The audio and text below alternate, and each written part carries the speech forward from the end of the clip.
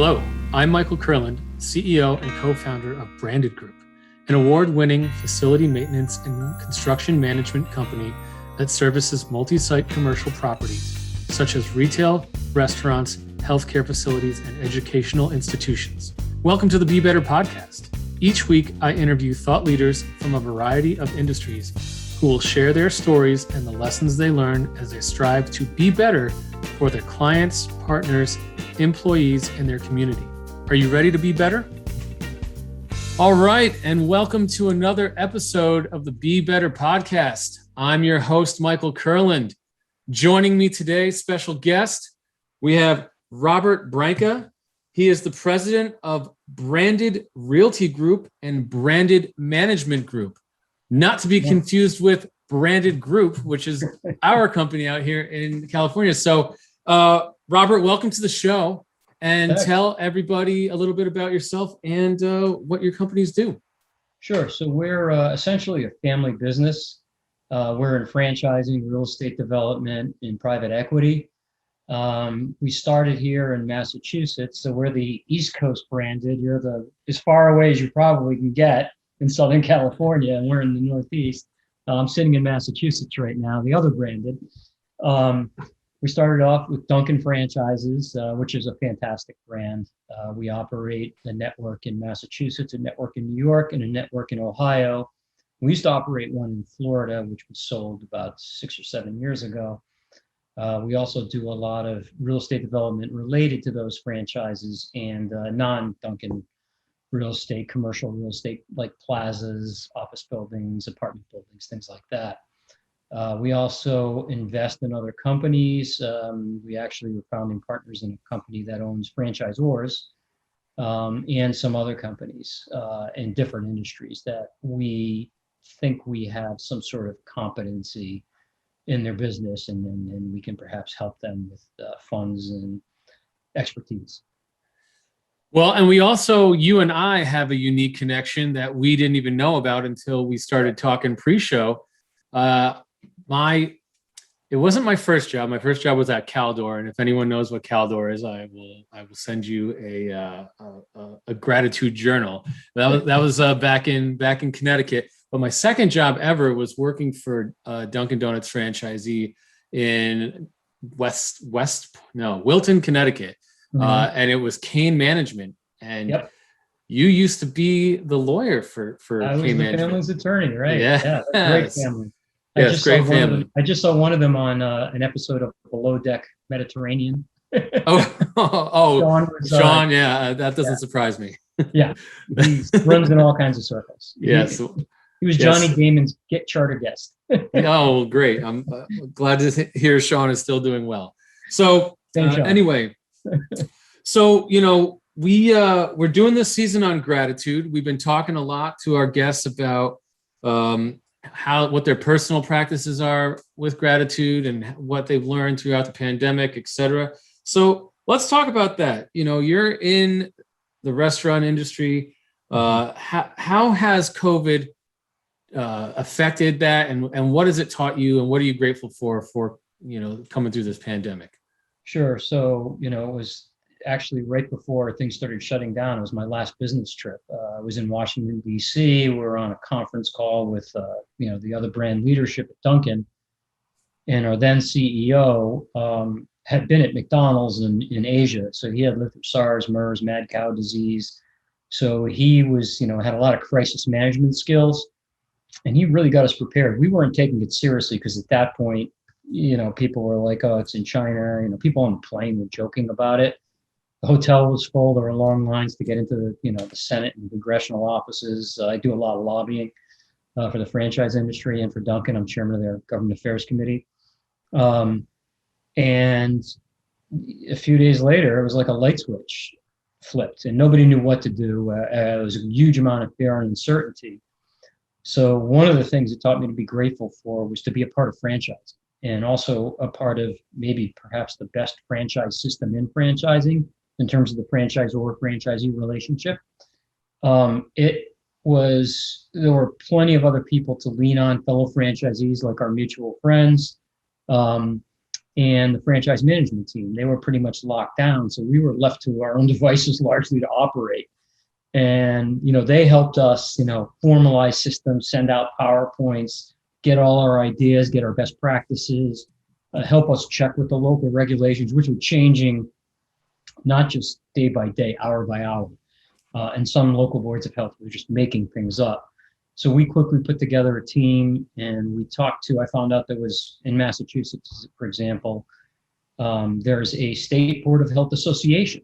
So we had a central point of command. Instead of going to 130 different towns and saying, you don't have to do that if this place has a COVID case. You don't have to shut down for 2 weeks, test it. You don't have to do that. This is the best practice. So we're able to find touch points like that helped us communicate and stay open. So I was incredibly grateful for the team of people I had around me that I collaborate with on a daily basis. Otherwise, those relationships became extraordinarily important when the storm hits, right? The teamwork that we had built up in the past became an incredibly valuable tool.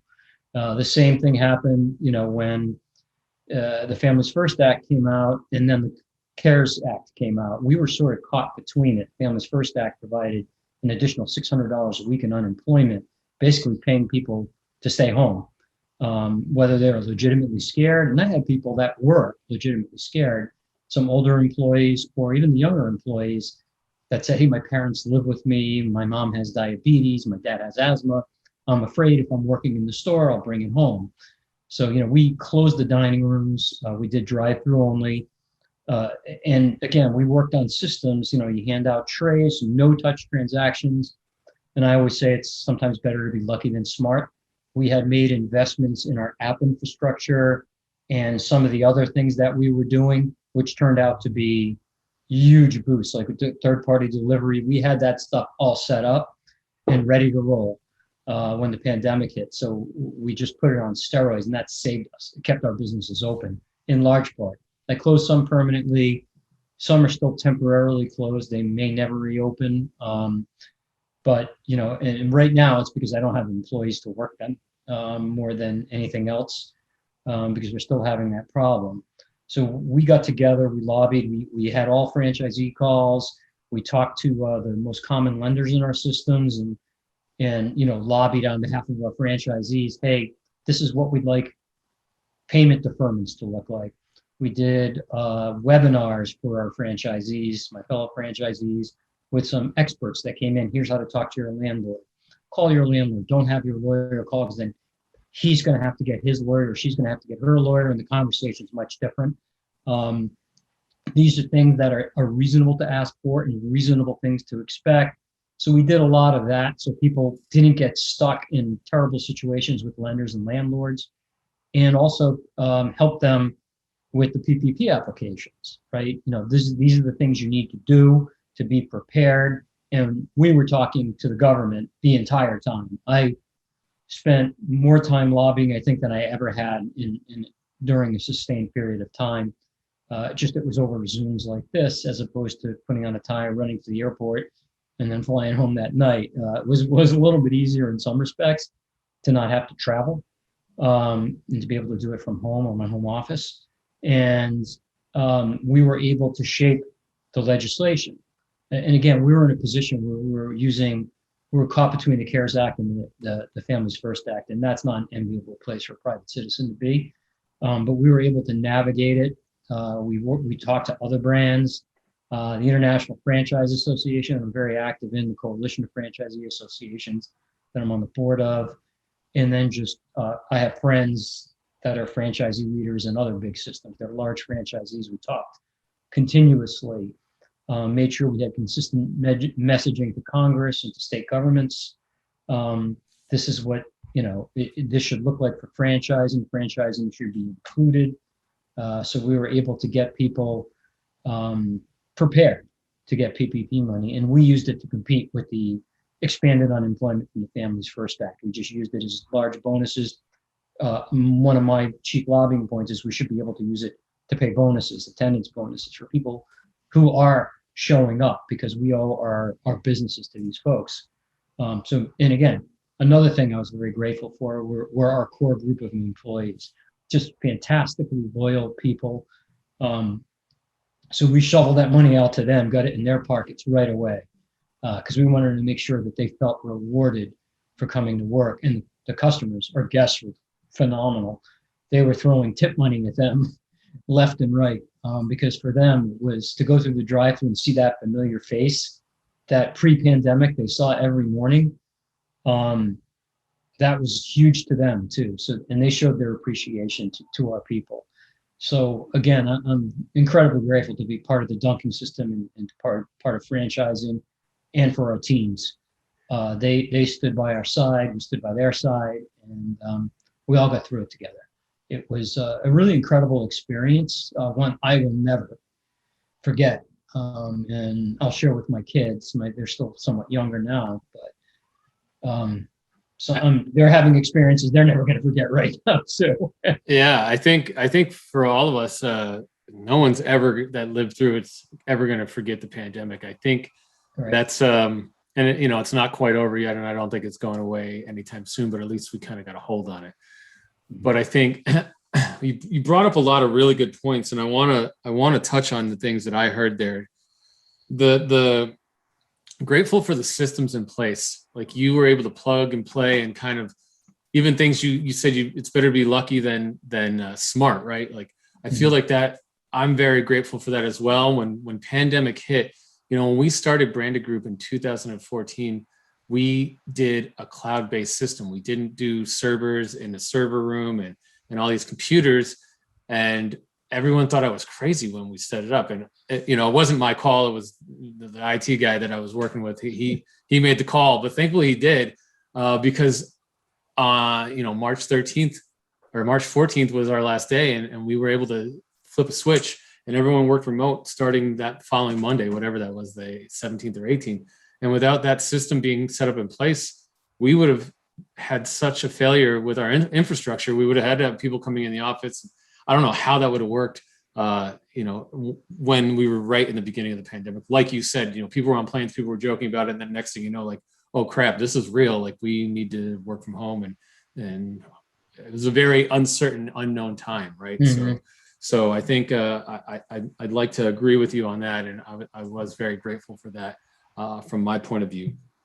And then you also you made a good point about coach. So let's talk about like the lobbying for the franchise guys. That for people that don't know, like how many locations do you Branded Management Group have as franchisees?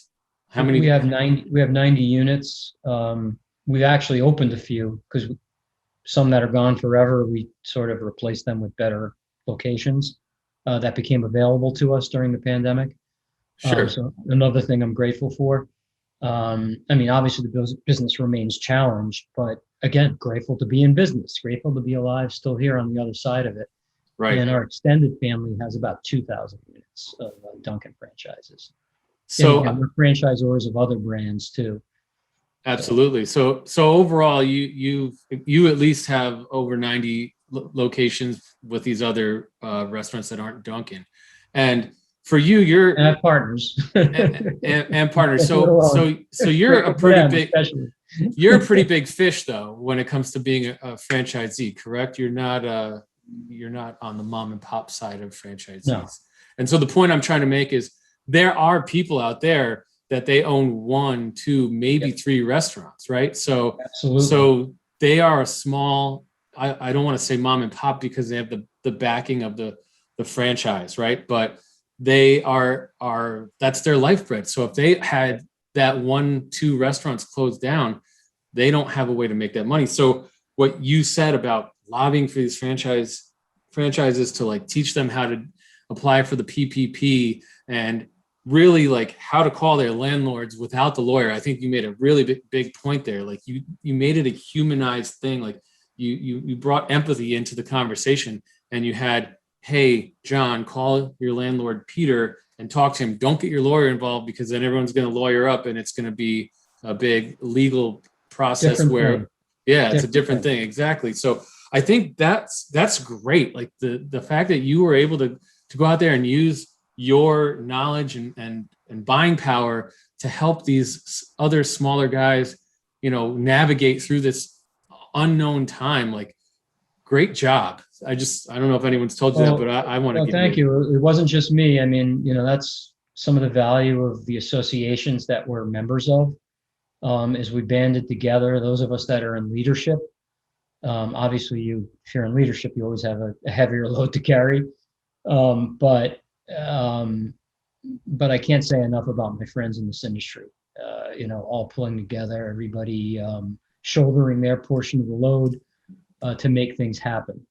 A lot of time on the phone, a lot of time on the laptop, but and a lot of hard work. But it got us to the other side, or almost to the other side. And we dealt with our own tenants. I had personal conversations with a lot of them. Only one of them, my largest tenant, lawyered up. A lot of my small tenants, like I got a tailor, right, a nail salon. Those people were fantastic. Hair salons. Those people, they were closed. If you're doing dry cleaning and nobody's wearing suits and ties anymore, you're in a world of hurt. But I know those people, and they've come out of it. They're still there, and we'll work out whatever it is we need to work out. I'm not worried about them. Like I said, it was one of my largest tenants, the most established, richest one. That was more of a more difficult negotiation. I can tell you, they're okay. They're still. I can tell you from my point of view too, with when the pandemic hit, we do service work, facility management, construction management for national retail, restaurant, etc. And we had the same issue.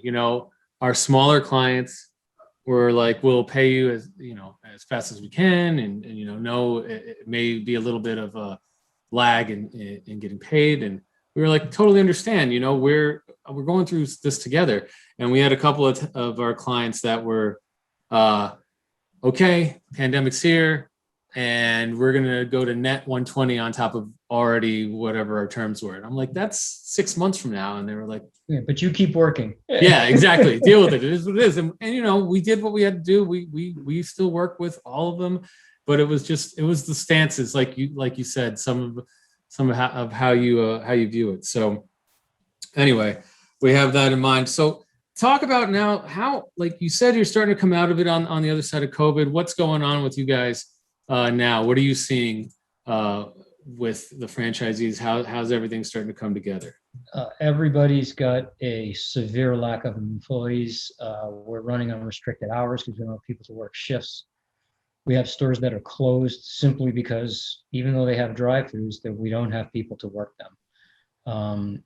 We're doing all kinds of things: attendance bonuses, retention bonuses, recruitment bonuses. You bring us an employee, I'm going to give you a bonus. And none of it's really working.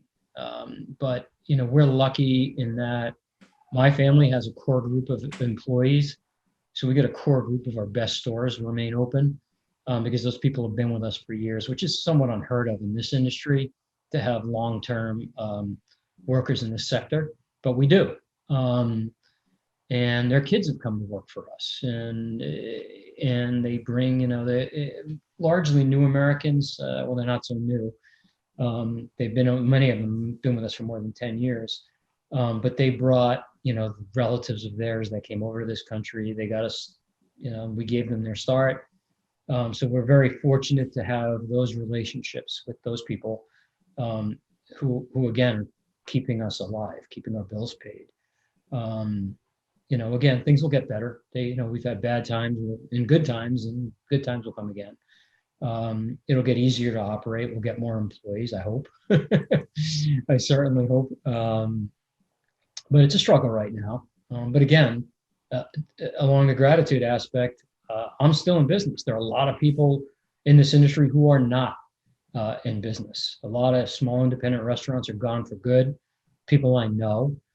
And I have a friend just down the street from where I am. He's got a long-standing, very popular restaurant. He closed for like the winter, just because it wasn't cost effective to operate. he reopened and closed after 2 weeks because he can't staff. He's fortunate he owns his building, but he does have a mortgage. So, there's going to be a lot more stories like that that people are living through right now. I don't know how all that's going to fall out. There are a lot of people who took PPP money, then took the second round. They may be zombie companies, right? They're still walking and talking. They're dead. They just don't know it yet. I hope that's not the case, but just from casual observation, that's there's going to be fallout. So Yeah, I got a great friend in the industry, and when this whole thing went down, when it first went down, we're in the same industry, and he said, I'm all about competition and I'm all about winning, but I don't want to win like this. Like I don't want people to go out of business like this. And I agree with him. It's because we are going to lose some competition, but that's not the way anyone wants it. So that's the first thing. Product, service, price, speed. Right. Yeah. Anything. Yeah. And I'd rather have them still here. So, but we talked off air. It's a problem that I think is going to be the new thing, especially in the restaurant industry, is not being able to staff out. Like I said, out here before we got on the show, we got some prominent restaurants in California, and we just opened for indoor seating about 2 weeks ago, and they can't staff properly, and they're trying to do it because they want to turn those tables over to get that money in the door, but they don't have enough staff. So the product they're putting out is subpar currently. I'm hoping that I'm sure it'll get better in the weeks, and they'll like right size everything. They said the last restaurant I went to that wasn't great. They said they're going from walk-ins and reservations to reservations only, so at least they can prepare for the night of at least how many people they know are going to be coming in, and it's better than what they were doing. But the one thing that I really want to talk about, because this is the Be Better podcast, is we talked in the show notes. You had a less than 30% turnover rate pre-pandemic, and let's just talk about what's the normal turnover rate in the quick casual service restaurant. 130%. Yeah, 130%. So audience, I really want you to hear that. Like, this is an industry where you probably, for every 10 people you hire, you're probably losing 9 of them within 6 months, and maybe one sticks around.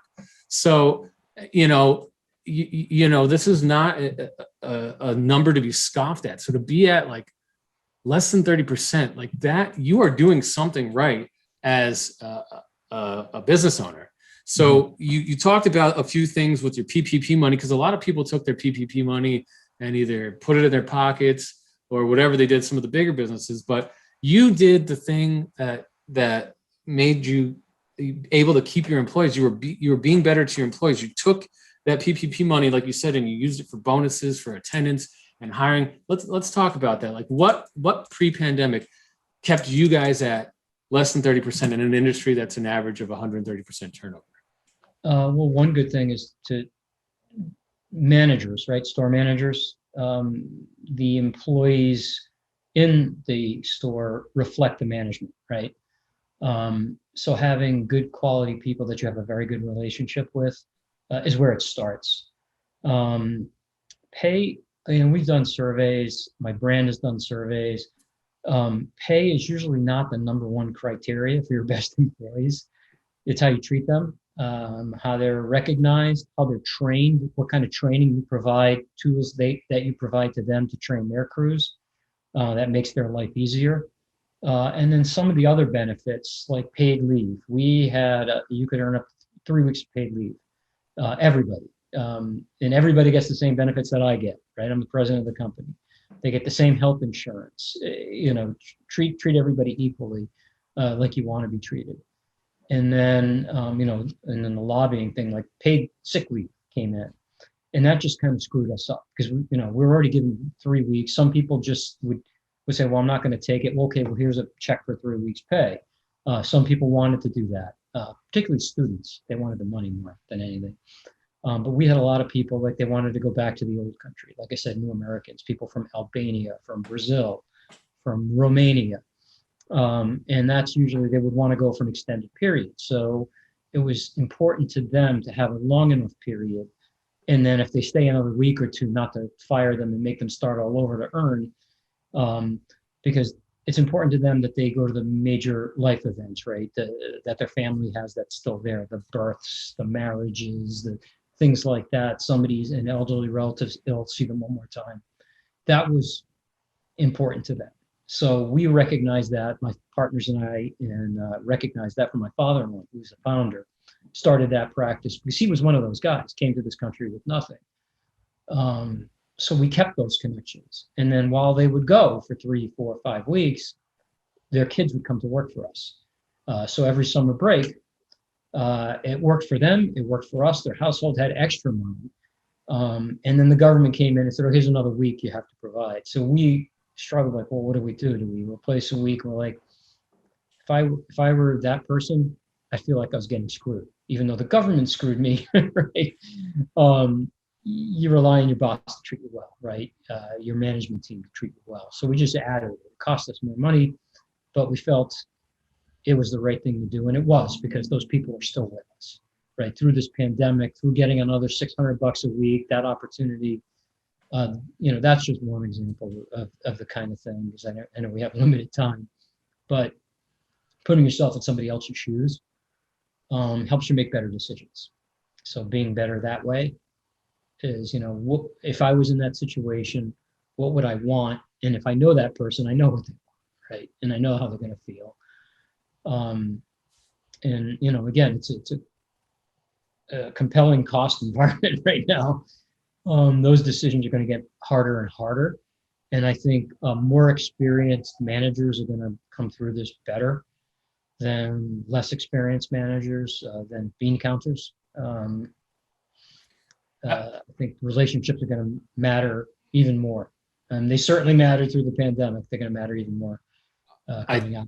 I think 100% you're making a lot of great points. It's partnership. And I think you lead in an industry that is probably heavily focused on leaders that count the beans, and you lead from a place of empathy. And I think that has garnered you a turnover of less than 30% pre-pandemic. And I'm sure once we come out of this, you will have a turnover of less than 30% again. Yeah. Yeah, for sure. No, I can tell you definitely are someone who puts a lot of ilk into his employees, and that's great to see. That's what we do at Branded Group as well. So maybe it's a Branded Group thing. I don't know. So yeah, if you change your name, you'll suddenly get great people. So one of the other things too is I'm one of the elected leaders in the franchise system, Dunkin. One of the things that's important for my fellow franchisee leaders and me to do is to communicate with our franchisor, because they don't operate any units, asset-light system. We own everything but the trademark. We own the locations, the procurement and distribution system, and obviously the relationship with our employees. So, but they provide the training tools. So our feedback to that, and then they provide product ideas. So we're going to make this avocado toast is our newest one. It's a killer product. Everybody loves it. And one of the things was those products don't always start the way they end up commercialized in the stores.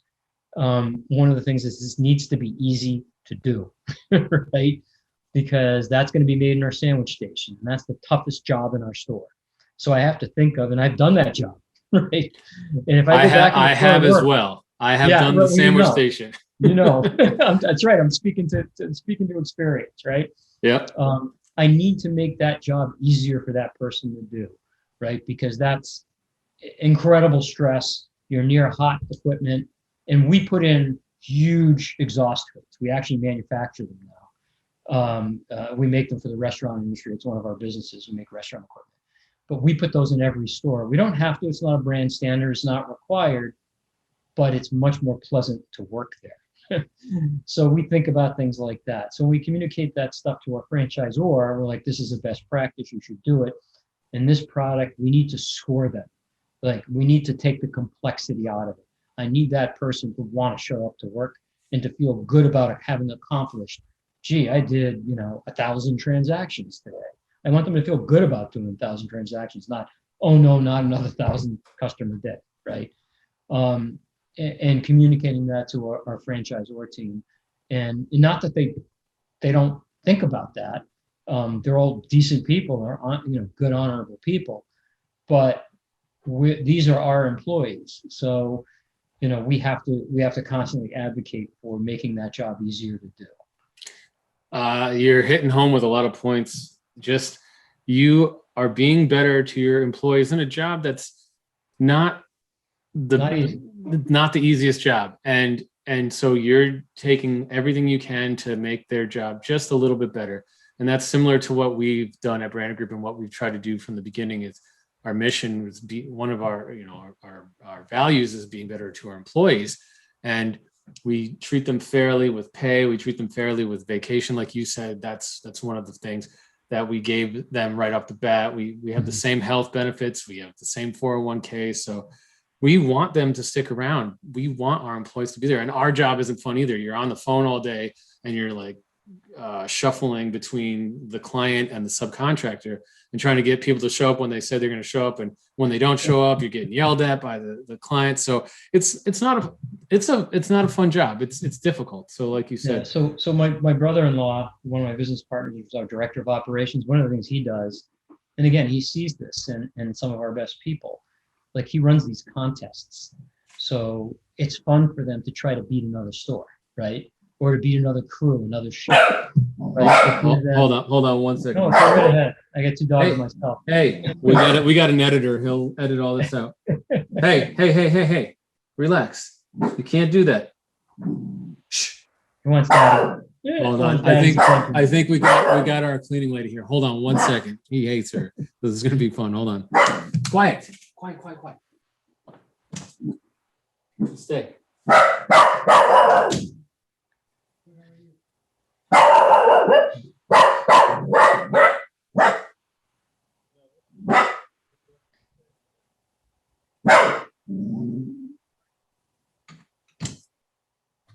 You be quiet. Be quiet. Sorry, he hates my cleaning lady, and she just He wants daddy to play with him.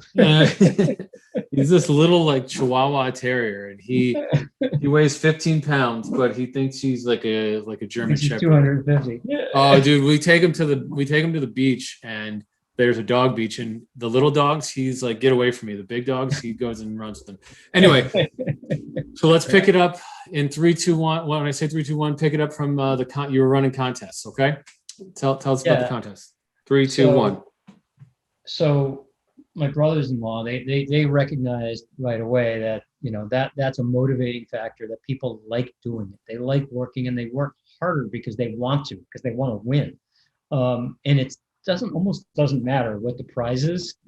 I mean, yes, it's a nice prize, right? You get a gift card, you get a pizza party, you get a dinner out, cash bonuses. You try to mix it up, but it's the thrill of the competition. It makes it fun to work because, as you and I have both done that job. It's stressful when you get a rush in the morning and a bunch of people who haven't had their caffeine yet. Not the easiest job, and they're in a hurry, especially East Coast people. Oh yeah, all the time. I worked in the Wilton store with no drive-through. No drive-through. So I did it before they remodeled it too. So I was at the sandwich station and working the line. So yes, I know about that morning rush. And we had some like 24-hour business down the street. So we also had a 6 p.m. rush every day, which was crazy. So. And now we have third-party delivery orders and app orders coming through on top of the drive-through and the front counter. So it's you want to find ways to make it enjoyable. And it's a fast-paced job. Time flies, as you know, because you're just always so busy. There's always something to do. And if there's no customers, you're restocking or cleaning, to be ready for the next rush. So trying to find ways to incentivize people to enjoy coming to work and enjoy working hard. They're really brilliant at that. They're just, and they've been to like some Tony Robbins seminars, things like that. That we thought it was okay. It's worthwhile because we'll come up with new ideas on how to light people on fire, right? That's the way they talk about it. And they've really incorporated that stuff into their day-to-day management skills. And it's been So training your trainers is also really important. Getting people to go out and get new skills, and we go to conferences and talk to other people. What are you doing? What ideas do you have? I mean, you just try to learn, constantly learn, because the business changes, the society changes. You can't keep doing things the same way. Totally agree. I feel like if you're not evolving, you're dying. And Yep.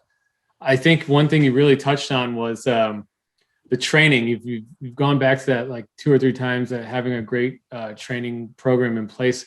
I can't stress enough how important that has been for Branded Group. We have like Branded Group College, and we have our head professor is Kira Belanzi, and that's all she does is work on our training, constantly update our training, constantly retraining the folks that have been there. If you've been there 6 months, you have to go through retraining, and it's not a long, arduous thing, but it's just refresh. Like, hey, you've been here 6 months. Here's a few things that have changed that we've noticed, and here's some best practices going forward. So start incorporating this into your daily, Right. regimen, and it keeps the people there because we're investing time and energy into them, and then they are constantly getting better at their job, and then they don't want to leave. So, Right. And then they come up with ideas too, like, how can I do this faster? Right. yep, They come up absolutely. with shortcuts, and like, we'll look at it. As long as it's food safe, we'll bring it to the brand. We'll give them the credit for it. And, like, hey, you want to shoot a video that everybody in the system is going to see? Yeah. Some people don't want that. Right. No, faster. they don't want to be on camera. Some people do. Yeah, some people do. So, some great ideas come from inside the stores, because these people are doing the job every day, and they're really clever. And they come up with stuff that I haven't done, and my fellow franchisees haven't thought of. So, I mean, good ideas are everywhere. You just have to be willing to listen. Well, Robert, this has been a great conversation. I've really enjoyed talking to you this morning. Same here, Mike. I got a couple more questions for you. Okay. My last question is, since you are an expert franchisee, what tips do you have for any other franchisees out there listening? What's one tip that they need to know? Get involved in your system, right? Run for office. If you have an elected system, if you have an appointed system, you want to be there. You want to be talking to the leadership of your franchisor, particularly if they don't operate their own units or don't operate many of their own units, because you can really shape the direction. In our case, well, we're private now, but we're, mid-cap, publicly traded, big company. And to have a say, I mean, it's possible to have a say in that. And if your franchisor doesn't hear, there's that old saying, if you don't ask, the answer is always no, right? You may not get traction, but if you don't try, you definitely won't get any traction in the direction of your brand. Yeah, you miss every shot you don't take is Yep. my sales line from Gretzky. So, well, Robert, again, it's been great having you on. If the audience wants to get a hold of you, how can they do so? Our Branca at brandedmanagementgroup.com. Great. There you have it, guys. Well, again, Robert, thanks for coming on. And audience, until next time.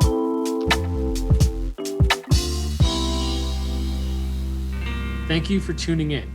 I hope that today's episode inspired you to become a purpose-driven leader in your career or your community. There is no doubt that when we lead with purpose, we can change lives. If you enjoyed today's show, I'd be grateful if you would take a moment to rate us on your preferred listening platform.